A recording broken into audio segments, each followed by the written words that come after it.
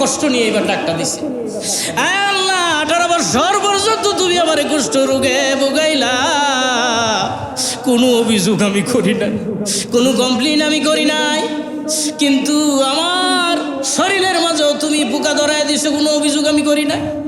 আল্লাহ এখন আমি দেখতেছি আমার জিহ্বার মাঝেও পোকা লাগতেছে, যদি আমার জিহ্বার মাঝেও পোকা লাগে গো, আমি তোমার জিকির আমি কোন জবান দিয়ে করব?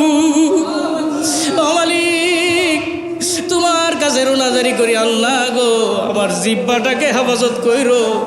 আর কত পরীক্ষা করবা? সমস্ত শরীরে পছন্দ হয়ে গেছে, সম্পদ নাই, সন্তানাদি নাই, শরীরে যখন পছন্দ হয়ে গেছে, 4 জন বিবি ছিল, এর মাঝে 3 জন অটোমেটিকই চলে গেছে। নাক দিয়ে বলে, রহিমা গো আমার 4 জন বিবি ছিল গো, 3 জন চলে গেছে, তুমি কেন যাও নাই? এবার বিবি রহিমা ডাক দিয়ে বলে, স্বামী গো সুখের সময় আমি আপনার পাশে ছিলাম, আপনি বাচ্চা ছিলেন, আমি রানী ছিলাম, এখন আপনি অসহায় হয়ে গেছেন, আপনার কুষ্ঠরোগ সমস্ত শরীরের মাঝে পোকা ধরে গেছে, পছন্দ ধরে গেছে, এখন যদি আমি চলে যাই, আমার আল্লাহ যদি আমার ডাক দিয়ে বলে, রহিমা রে সুখের দিনে আমার আইবের পাশে ছিলি, দুঃখের দিনে কেন তুই চলে আসলি? কি জবাব দিমু, কি জবাব দিমু গো, এই জন্য আমি আপনার খেদমতে আসি। এবার আইয়ুব নবী ডাক দিয়ে বলে, বিবি রহিমা সত্যি যদি তুমি আমার খেদমত করতে চাও, আমার গায়ে থেকে পোকাগুলো পড়ে যায়, এই পোকাগুলো আবার ধরে ধরে তুমি আমার এখানে উঠায় দিবা, আর আমি ধরতে পারি না, শক্ত কোনো মজবুত আমি কোনো কিছু ধরতে পারি না, সমস্ত শরীরে আমার কুষ্ঠরোগে পছন্দ ধরে গেছে, পোকা ধরে গেছে, আমি মাঝে মাঝে তোমার চুলগুলো ছাড়বা, চুল ধরে ধরে আমি উঠবো বসবো, ঠিক আছে? এভাবে ওনার খেদমত চালাইতেছে, হা করতে পারে না, মুখ লড়াইতে পারে না, এমন অবস্থা হয়েছে সমস্ত মুখের মাঝে পোকা। উনি শুয়া থাকলে মনে হয় একটা মৌমাছির চাকের মাঝে যেমনি ভাবে মধু বুকগুলো 4টা ডাইকা থাকে গো, এরকম ভাবে পোকাগুলো দিয়ে আইয়ুব নবী ভাবে ডাইকা থাকে। বুঝা যায় না যে এটার ভিতরে কোনো মানুষ আছে। 70 বছর পর্যন্ত আইয়ুব নবীর রাজত্ব দিছে। কত বছর? বাবা রে বাবা, রাজত্ব কি! হ্যাঁ, বাদশাহ, বউ 4টা, সন্তানাদি 14টা, বাড়ি গাড়ি ব্যাংক ব্যালেন্সে, মানে কোনো কিছুর অভাব নাই। 70 বছর চলতেছে। আল্লাহ ডাক দিয়ে আইয়ুব আমি নিয়ত করছি তোমার একটা পরীক্ষা করবো। আইয়ুব নবীকে আমি প্রস্তুত। সুবহানাল্লাহ, আমি প্রস্তুত। আপনি পরীক্ষা করবেন? আমি প্রস্তুত। দেখেন ইমান কত মজবুত। আমগরে যদি ডাক দেয় কয় আল্লাহ যে এই রানীগঞ্জ বাজার মসজিদের ইমাম তোরে পরীক্ষা করবো, তুই 41 দিন বড়া এই মসজিদের বাথরুম সাফ করবি। আমি কই স্যার এই দরকার নাই, যাই আমাকে। কিন্তু আইয়ুব নবী কয় আল্লাহ আমি প্রস্তুত। ঠিক আছে, আইয়ুব নবী আল্লাহর জিকির করে, আল্লাহর ইবাদত বন্দেগীতে ব্যস্ত। আল্লাহ রাব্বুল আলামিন ডাক দিয়ে বলে, দেখছো ফেরেশতারা আমার আইয়ুব কেমনে কত সুন্দর করে আমার জিকির করে, বড় ভালো লাগতেছে। এই মুহূর্তে শয়তান আইসা ডাক দিয়ে কয় জিকির এমনি করে না, ধন সম্পত্তি আছে তো, কোনো ফেরেশানি নাই তো, মনের সুখে জিকির করে। এই সম্পদ আওলাদ এটা না থাকলে জিকির করলো নইলে। দেখেন এই কথা কইছে, পরে কয় কি কও সত্য নাকি? বলে হ। তাহলে পরীক্ষা করো। শয়তান এবার আল্লাহর ডাক দিয়ে কয় পরীক্ষা করবো, আমারে পাওয়ার দেন। পাওয়ার কি দেন? পাওয়ার দেন, আমি পরীক্ষা করি এবং আমি তারে বিপদে ফেলামু, দেখবেন হ্যাঁ কি করে। পাওয়ার দেন, তাহলে গিরিঙ্গিটা আমি ঠিক মতো বাজাইতে পারবো। যাদের কাছে পাওয়ার থাকে, উপর থেকে পাওয়ার থাকে, এরাই কিন্তু গিরিঙ্গি বেশি লাগায়। কথা কোন নাকি? এরা গিরিঙ্গি বেশি লাগায়। তো পাওয়ার দেন, পাওয়ার দেন আমারে। দেখেন খেলা কারে কয়। দিলাম পাওয়ার। কি করছে? বলে আইয়ুব আলাইহিস সালাতু ওয়াস সালামের অনেক সম্পদ, এই সম্পদের মাঝে ওনার ছিল উটের বড় খামার। এমন একটা বাতাস দিয়েছে, খামারগুলো ধ্বংস করে দিয়েছে।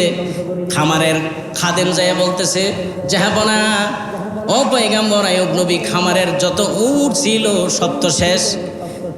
উনি এক মুহূর্তের জন্য বিচলিত হন নাই, একটা বারের জন্য বলে নাই কি বললা উট সব শেষ, কেমনে চলবো। তিনি বলতেছে আল্লাহর দেওয়া দন আল্লাহ নিছে, আল্লাহর সিদ্ধান্তের প্রতি আমি খুশি। আমানত চাঁদের নজদে মাস আয় আমানত চন্দে রোজে নজদে মাস আরে দর হাকিকত মালিকে হরশি খুদাস দর হাকিকত মালিকে হরশি খুদাস ধন ফরজন টাকা পয়সা অঙ্গ প্রত্যঙ্গ বিবি বাল বাচ্চা এগুলোর মালিক কে? আরো জোরে বলেন কে? আমার আল্লাহ আপনাকে পরীক্ষার জন্য সম্পদগুলো দেয়। একজনে কয় আমি 8 তলা বিল্ডিং মালিক, আমি কই না তুমি 8 তলা বিল্ডিং এর মালিক না, তুমি এটার কেয়ারটেকার। কেয়ারটেকার ছিলেন না? এই খালি কয়েকদিন তুমি দেখবা খাইবা করবা, এরপরে আরেকজনে সিরিয়ালে আইব, তুমি এটার মালিক না। এবার উট যখন চলে গেল শয়তান দেখায় নবী তো বাবারে বাবা শুকরিয়া আদায় করে। ইমান যার যত বড় তার ধৈর্য আরো অনেক বড়। এবার তার 14 জন সন্তান ছিল, 14 জন সন্তানকে একটা বিল্ডিং ফালাইয়া দেওয়ালের চাপার মাঝে ফালাইয়া সন্তানগুলো মেরে ফেলেছে। আল্লাহু আকবার কোন? বলেন তো, 2টা ছেলে আপনার নদীতে পড়ে যদি মারা যায়, দুটার লাশ যদি আপনার বাড়িতে আসে, আপনি বাবা হিসাবে আপনার কলিজা ছিঁড়ে যাবে, কথা কন না কেন? কিন্তু আইয়ুব নবীর কাছে যখন খবর আসছে গো 14 জন সন্তান ওনার মারা গেছে, ডাক দিয়ে বলে সন্তানাদি তো আল্লাহর দেওয়া নিয়ামত, আল্লাহর দন দিছিল লইয়া গেছে, আল্লাহ পরীক্ষা চালাইতাছে। উনি তো বুঝছে এটা তো পরীক্ষা। এবার ফসলাদি যা আছে এগুলোও ধ্বংস করে দিছে। শয়তানরে এই পাওয়ার দিছে কে? আরো আছে, শয়তানের আরো কিছু পাওয়ার ব্যাপারে আছে, কথা আমি পরে বলতেছি। দিছে ফসলাদি শেষ, কৃষকেরা এসে বলে আইয়ুব নবী যত ফসল ছিল এগুলা তো আমাদের ক্ষেত খোলা সব শেষ, এমন কিছু পোকামাকড় এই ক্ষেতের মাঝে এগুলার মাঝে জ্বালাবেরের মাঝে লাগাই দিছে, কে জানি কোথায় থেকে আসছে, এগুলো সব ধ্বংস হয়ে গেছে। আইয়ুব নবী ডাক দিয়ে বলে ঘাবড়ানোর কোনো কারণ নাই, আমার গোডাউনের মাঝে কোষাগারের মাঝে এমন কিছু খাদ্য আমি মজুত করে রাখছি, কমপক্ষে চলবো 3 বছর। কয় বছর? এটা আবার হইনালছে শয়তানে। কিরে এই ক্ষেত ফুইরা লাইছি, আবার বলে গুড়াউনে জমা আছে। হ্যাঁ গুড়াউনে মারছে আগুন। আল্লাহু আকবার কর। গুড়াউনে কি লাগাই দিছে? আগুন লাগাই দিছে। এবার সবাই কইতেছে গুড়াউনেও তো আগুন লাগে গেছে, সব ধ্বংস। আইয়ুব নবী কয় আলহামদুলিল্লাহ, আল্লাহ তো দিছিল, আল্লাহ নিছে। তো এইবার শয়তানে কয় এত পরীক্ষা করতেছে খালি আলহামদুলিল্লাহ শুনাইতে, একবার ওই না নিলেও কয় না, একটাবারও বিচলিত হইল না। খারাপ এমন একটা বাতাস তার শরীরে ছাড়ছে, যেই বাতাসটা পাওয়ার পরে তার শরীরের মধ্যে কি শুরু হয়ে গেছে? চুলকানি শুরু হয়ে গেছে, আস্তে আস্তে কুষ্ঠ রোগে পরিণত হয়ে গেছে, সমস্ত শরীরে পচন ধরে গেছে। আহা, সমস্ত শরীরে পচন ধরে গেছে, সম্পদ নাই, সন্তানাদি নাই। শরীরে যখন পচন ধরে গেছে, 4 জন বিবি ছিল, এর মাঝে 3 জন অটোমেটিকই চলে গেছে। এমন কিছু মহিলা আমাদের দেশে আছে, সকলের কথা বলি না, মিডিয়ার মাধ্যমে এটা প্রচার হচ্ছে, সবাই না, কিছু মহিলা আছে সুখের সময় স্বামীর খুব প্রশংসা করে, দুঃখের সময় যখন আসে ভালোবাসা জানালা দিয়া ফলায়, আছে না? একেবারে সিসিং ফাঁক, কয় তোমার চাকরি বাকরি লাই হলে আর তোমার থেকে কি করতাম। আবার কয় চাকরি থাক আর না থাক, আমার 5টা ঠিক মতো কিন্তু দেড় লাগবো, নাইলে কিন্তু লাল দালালের ভাত খাওয়ায় সারাম, আছে না? না এরকম একটা ঠেট তারা দিয়ে দেয়। তো যাই হোক, 3 জন চলে গেছে, যারা যাওয়ার তো গেছে, 1 জন রয়েছে, তার নাম কথা কয় না, তার নাম কি? নতুন হুন্তা চিন না কি ওয়াজ? রহিমা। এটা সাধারণ না, হযরত ইউসুফ আলাইহিস সালামের ছেলের মেয়ে। আল্লাহু আকবার কোন? ইউসুফ নবীর নাতি। তার মানে ইউসুফ নবীর আল্লাহ দুনিয়ার অর্ধেক সৌন্দর্যতা বানাইছে, অর্ধেক সৌন্দর্য। তাইলে এই যে রহিমা কিরম বুঝুন? জাতের মেয়ে, কালো ভালো, নদীর পানি, কথায় আছে না? যেটা জাতের সে রয়েই গেছে। নাক দিয়ে বলে রহিমা গো, আমার 4 জন বিবি ছিল গো, 3 জন চলে গেছে, তুমি কেন যাও নাই? এবার বিবি রহিমা ডাক দিয়ে বলে স্বামী গো, সুখের সময় আমি আপনার পাশে ছিলাম, আপনি বাচ্চা ছিলেন, আমি রানী ছিলাম, এখন আপনি অসহায় হয়ে গেছেন, আপনার কুষ্ঠরোগ সমস্ত শরীরের মাঝে পোকা ধরে গেছে, পচন ধরে গেছে, এখন যদি আমি চলে যাই, আমার আল্লাহ যদি আমার ডাক দিয়ে বলে রহিমা রে, সুখের দিনে আমার আইয়ুবের পাশে ছিলি, দুঃখের দিনে কেন তুই চলে আসলি? কি জবাব দিমু, কি জবাব দিমু গো? এই জন্য আমি আপনার খেদমতে আসি, আমারে তারায় দিয়েন না। এবার আইয়ুব নবী ডাক দিয়ে বলে, বিবি রহিমা, সত্যি যদি তুমি আমার খেদমত করতে চাও, আমার গায়ে থেকে পোকাগুলো পড়ে যায়, এই পোকাগুলো আবার ধরে ধরে তুমি আমার এখানে উঠায় দিবা। আর আমি ধরতে পারি না, শক্ত কোনো মজবুত আমি কোনো কিছু ধরতে পারি না, সমস্ত শরীরে আমার কুষ্ঠরোগে পচন ধরে গেছে, পোকা ধরে গেছে। আমি মাঝে মাঝে তোমার চুলগুলো ছাড়বা, চুল ধরে ধরে আমি উঠবো বসবো, ঠিক আছে? এভাবে ওনার খেদমত চালাইতেছে, হা করতে পারে না, মুখ লড়াইতে পারে না, এমন অবস্থা হয়েছে সমস্ত মুখের মাঝে পোকা। উনি শুয়া থাকলে মনে হয় একটা মৌমাছির চাকের মাঝে যেমনি ভাবে মধু পুকগুলো চাকটা ডাইকা থাকে গো, এরকম ভাবে পোকাগুলো দিয়ে আইয়ুব নবী ভাবে ডাইকা থাকে। বুঝা যায় না যে এটার ভিতরে কোনো মানুষ আছে। লিকুইড জাতীয় খাবার বিবি রহিমা জিহ্বার মধ্যে দিয়া এভাবে স্বামীর মুখের মধ্যে জিহ্বা দিয়া এভাবে সেন্ট করে দিত, পরে আস্তে আস্তে করে খাইতো, খাইয়া পাইছে থাকতো। একদিন দেখে স্বামী আইয়ুবের খাবার নাই, ওই দিক দিয়ে সমস্ত শরীর যখন পচন ধরে গেছে, এলাকার মানুষ এই গন্ধ সহ্য করতে পারে না। এলাকার মানুষ আইসা বলে, আইয়ুব, হয় তুমি এলাকার মাঝে তুমি থাকো, নাইলে আমরা থাকি, হয় তুমি তোমার বিবিরে নিয়ে থাকো, নাইলে আমাদেরকে বিদায় দাও, আমরা চলে যাই। আইয়ুব নবী ডাক দিয়ে বলে, একা আমার জন্য আপনারা এতগুলো মানুষ কষ্ট করবেন কেন? ঠিক আছে, আমি আমার বিবি নিয়া বহু দূরে চলে যাইতেছি। বহু দূরে একটা জল নাই, মতান্তরে একটা পাহাড়ের পাশে আশ্রয় নিয়েছে। বিবি রহিমা মানুষের বাড়িতে কাজ করে করে গো স্বামী আইয়ুবের জন্য খাবারের ব্যবস্থা করত, অন্যের ব্যবস্থা করত। একদিন কোথাও কোনো কাজ পায় না, যে কোনো বাড়িতে যায় ডাক দিয়ে বলে, আমার একটু খাবার দিবানি, আমার খাবারের বড় জরুরত আছে। কি করবা খাবার দিয়া? বলে, আমার স্বামী কুষ্ঠরোগী, কোনো কাজ করতে পারে না, কোনো খাবারের ব্যবস্থা নাই, আমি মানুষের বাড়িতে কাজ করে আমি খাবার জোগাই, কিন্তু আজ কোথাও কোনো কাজ পাইতেছি না, মেহেরবানি করে আমার একটু যদি খাবার দিতা। যে বাড়িতে খাবার চাচ্ছে ওই বাড়ির মহিলাটা একটু দুষ্ট প্রকৃতির, ডাক দিয়ে বলে, রহিমা গো, তোমার মাথার কেশ বড় সুন্দর, তোমার মাথার চুল বড় সুন্দর, যদি চুলগুলো কাইটা দাও বিনিময়ে আমি তোমার একটু খাবার দিব। ওই বিবি রহিমা ডাক দিয়ে বলে, বোন, আমার স্বামী কুষ্ঠরোগী, শক্ত কোনো মজবুত ধরতে পারে না, মাঝে মাঝে আমার স্বামী উঠতে চায়, বসতে চায়, মাথার কেশগুলো আমি ছেড়ে দিলে তখন আমার স্বামী এভাবে ধরে উঠে বসে। অন্য কিছু চাও গো, আমার স্বামীর নামে আমি কুরবানি করে দিব। অন্য কিছু চাও, আমি অন্য কিছু দিতে প্রস্তুত আছি।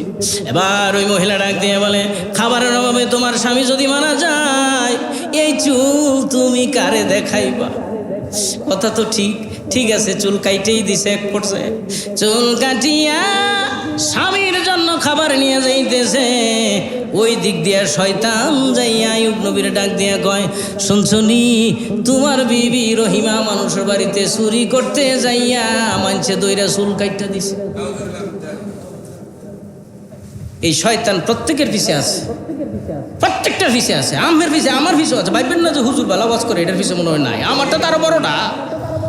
শয়তান প্রত্যেকের পিছে আছে। নবী ডাক দিয়ে কয়, সাহাবীরা তুমি জানো প্রত্যেকের পিছে একটা করে শয়তান আছে। এক সাহাবী কয়, হুজুর বেয়াদবি মাফ করলে একটা কথা জিগাইতাম। কি কথা কও? আমের পিছেও আছে। নবী কয়, আমার পিছেও আছে, তবে আমারটারে আমি মুরিদ বানাই আলছি, হের কথায় আমি চলি না, বরং আমার কথায় হ্যাঁ চলে। এই শয়তান যায় যখন এই কথা বলছে আইয়ুব নবীরে, আইয়ুব নবী কয়, কি কয়? আমার বিবি মানুষের বাড়িতে চুরি করছে? আইসেও তো একটা বড় দরবেশের বেশ দুইরা বুজুর্গ, বুঝেন না? এরকম বুজুর্গ মানছে একটা কথা কইলে তো বিশ্বাস হওয়ারই কথা, বুঝেন নাই? খালি বুজুর্গ দেখলেই ভাল মারণ যেত না, এটা তাহকিক করতে হবে, এটাকে আসলে মুসলমান না ইহুদিদের কানা গোলাম, ঠিক কিনা কোন? খালি বুজুর্গ দেখলেই। এবার বিবি রহিমা খাবার নিয়ে আসছে, স্বামী আইয়ুব অভিমান করে ডাক দিয়ে বলে, কোথায় গেছিলা? বলে, খাবার জোগাড় করতে। ঠিক আছে, চুলগুলো ছাড়ো, একটু উড়াম। সুবহানাল্লাহ। এবার চুল ছাড়বো করতে। বিবি রহিমা কয়, হাই রে, আমি তো চুল কাটিয়া স্বামীর জন্য খাবার নিয়ে আসছি, আয়া হাঁটতারছি না, কয় চুল ছাড়তাম কইতে ছাড়া চুল তো কাটা। আইয়ুব নবী ডাক দিয়ে বলে, বিবি আমার অন্য অন্য বিবিরা চলে গেছে, কোনো আফসোস নাই, তুমিও যদি চলে যাইতে আমার কোনো অসুবিধা ছিল না। আমার পরীক্ষা চলতেছে, আমার কষ্ট আমি করব, আমারটা আমি বুঝবো, কিন্তু আমার খাবার জোগাড় করতে যাইয়া তুমি মানুষের বাড়িতে চুরি করবা, এটা আমি অ্যাকসেপ্ট করতে পারি না, এটা আমি বরদাস্ত করতে পারি না। হ্যাঁ রহিমা, যদি আল্লাহ আমারে কোনোদিন সুস্থ করে রে, আমি আইয়ুব বলে দিলাম ব্যবসায়ী মেজাজি, আমি কিন্তু আমার জালালি মেজাজে আমি বলছি, শোনো, 100 ব্যত্রাঘাত আমি তোমাকে করে ছাড়বো। একটু অভিমান করেছে মাত্র স্বামী থেকে, কারণ যার জন্য করে চুরি হেই কয়, আছে না কথা, আমি চুল কাটতে খাবার লইছি, যাচাই ফাচাই নাই, কে না কি কইছে না করছে, একটু অভিমান করছে। স্বামী স্ত্রীর মাঝে অভিমান হতে পারে। মিডিয়ার মাধ্যমে আমার শুধু রানীগঞ্জ পর্যন্তই আলোচনা না, সারা ওয়ার্ল্ডের মানুষের জন্য আমি বলি, মা বোনদেরকে জানিয়ে দিবেন, স্বামী স্ত্রীর মাঝে অভিমান হতেই পারে, কিন্তু অভিমান যদি সকালে হয় বিকালে যেন এটা কম্প্রোমাইজ হয়ে যায়, বিকালে হলে রাত্রি যেন কম্প্রোমাইজ হয়ে যায়। রাত্রি যদি অভিমান করে, আপনি যদি অন্য ঘরে যাইয়া ঘুমাইয়া থাকেন, মাগো ওই রাত্রি যদি আপনার স্বামী মারা যায়, আপনার স্বামীর কাছ থেকে তো আপনি মাপ নিতে পারলেন না, ঠিক কি না? এই জন্য হতেই পারে স্বামী স্ত্রীর কথা কাটাকাটি হতে পারে, অভিমান হতে পারে, তবে মান অভিমান থাকা ভালো। মহব্বত পয়দা হবে কয়েকটা কাজ করলে, বলবো কথা কয় না, স্বামী স্ত্রীর মহব্বত হবে কয়েকটা কাজ করলে। এর মধ্যে 1 নম্বর কাজ, স্বামী স্ত্রী একসাথে বসে খানা খাইবেন। খাইবেন তো? খান তো নাকি?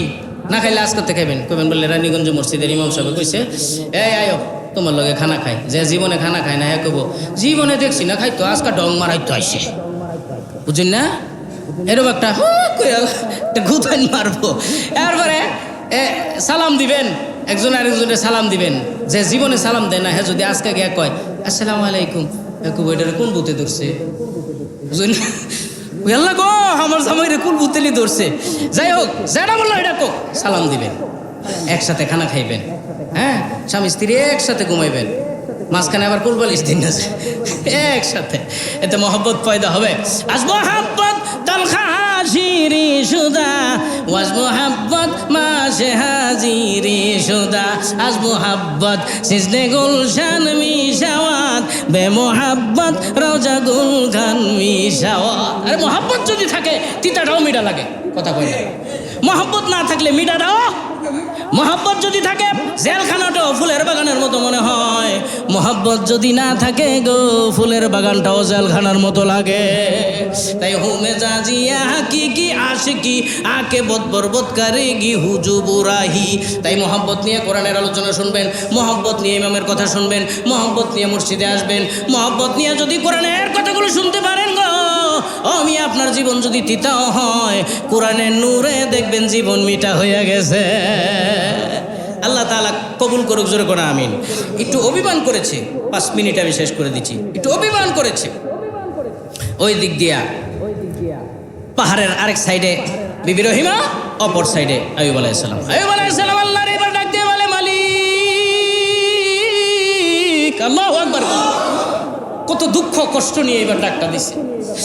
আল্লাহ 18 বছর পর্যন্ত তুমি আমারে কুষ্ঠ রোগে ভোগাইলা, কোনো অভিযোগ আমি করি নাই, কোনো কমপ্লেন আমি করি নাই, কিন্তু আমার শরীরের মাঝেও তুমি পোকা ধরায় দিছো, কোনো অভিযোগ আমি করি নাই।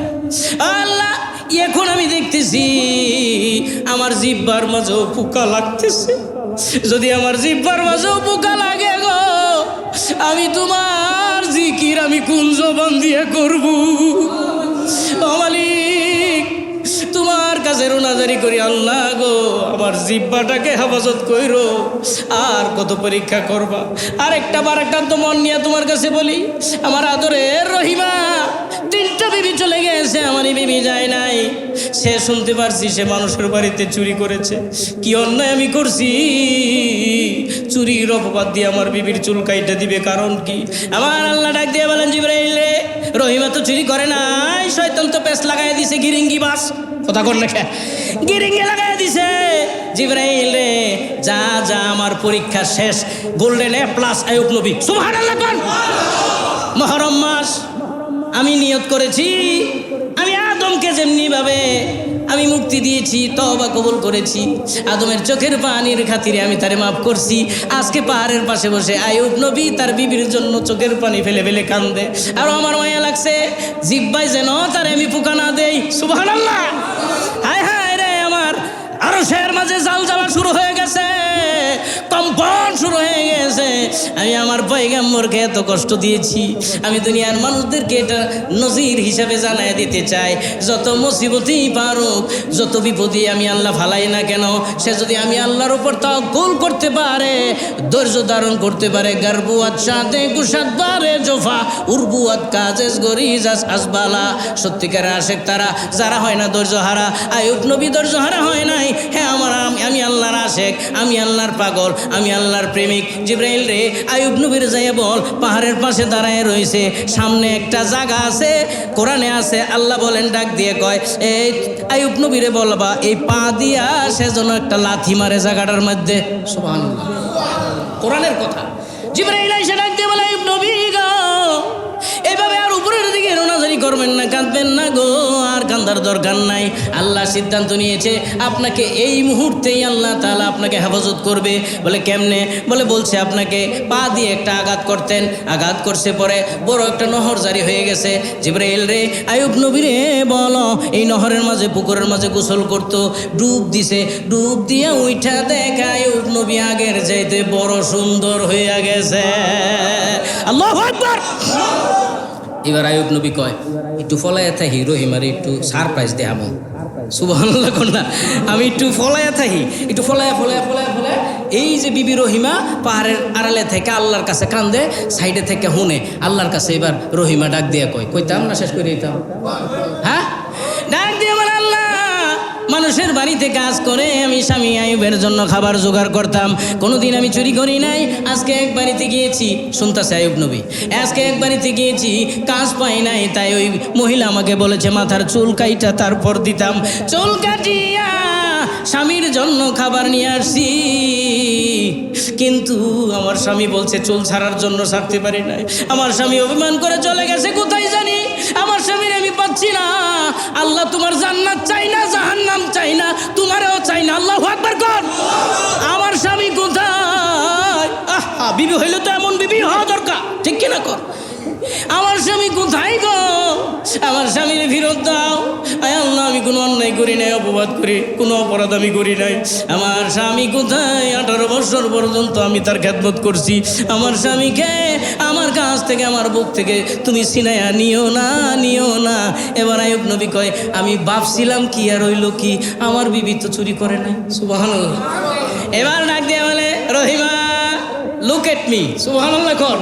আমার দিকে তাকাও, আমার দিকে তাকায় দেখো, তাকায় দেখে, এটা তো বেড়া না, এটা তো হুকে গাড়া কুষ্ঠ রোগে অনেক দি বালা বেড়া কারণ হচ্ছে একটু অন্যরকম ভাব।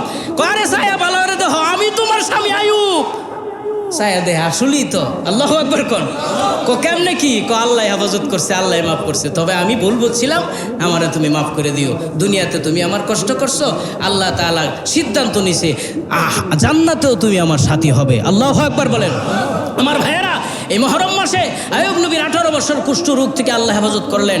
আমরা কত রোগী, কত অপরাধী, কত গুনাহ আমাদের, কিন্তু আমরা গুনার দিকে নজর নাই, আমরা আল্লাহর রেজাবন্দির দিকে নজর নাই, আমরা জাহান্নামমূলক কার্যকলাপে লিপ্ত। আমরা গান, তবলা, বাদ্য যন্ত্র নিয়ে হাসি তামাশার মধ্যে আমাদের এই সময়গুলো কাটাচ্ছে। হ্যাঁ, আমরা কি জবাব দেব আল্লাহর কাছে?